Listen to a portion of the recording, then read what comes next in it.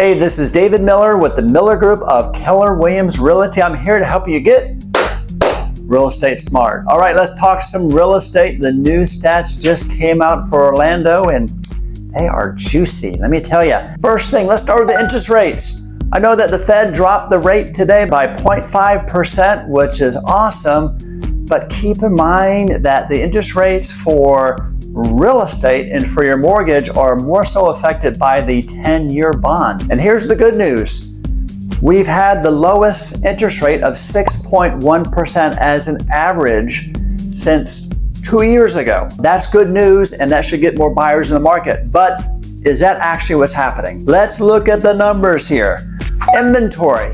Inventory is up 3% versus last month, so that's 8 months in a row that we're getting more inventory, but it didn't go up too much, but it's the highest it's been since, let's see here, September of 2015. But let's put that in perspective. There's still about 4.3 months of inventory. So I say this all the time, but whenever it's below 6 months, it's a seller's market. So it's still technically a seller's market, but not that strong. Now let's talk about new listings entering the market. That dropped 5% versus July for August. Why is that the case? Let's call that seasonality. School starts the middle of August. Typically, people want to be moved into their new homes before school starts, so it's not an inconvenience for the kids. So that's exactly what we've seen.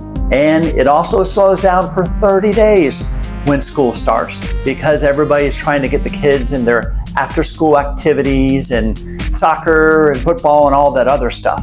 So that is as expected. Versus last year, though, new listings are up 7%, so that's good news. So what does the more inventory mean to buyers? Versus last year, we have 88% more homes than last year. So that means there's more to look at. There's more options. From a seller perspective, that means there's less leverage from your perspective because rather than your home being the only home on the market in your neighborhood, there's multiple homes. So the buyer can pick and choose what they want. So it's so important as a seller that you have your house priced right and in top showing condition from the very beginning.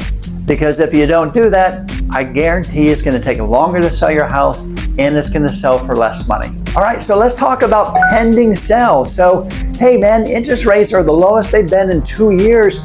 Pending sales should be way up, right?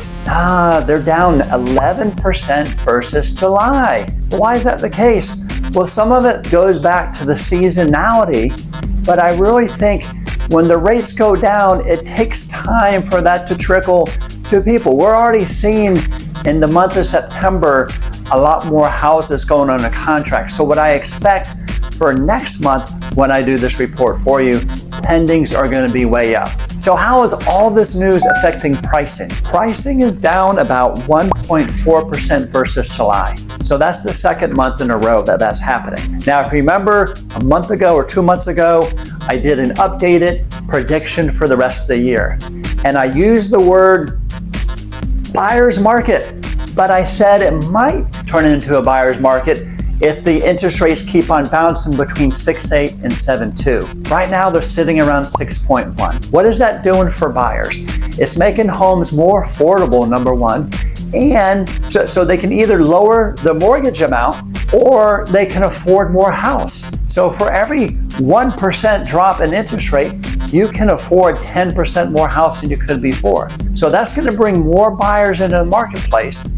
And like I said before, if a lot of those buyers hit the market, that's going to start eating away at the inventory again. Let's see what happens over the next 30 days. If there's anything we can do to help you guys either buy or sell or even build wealth through real estate, give us a call. We can definitely help you out. And I hope that you are now real estate smart.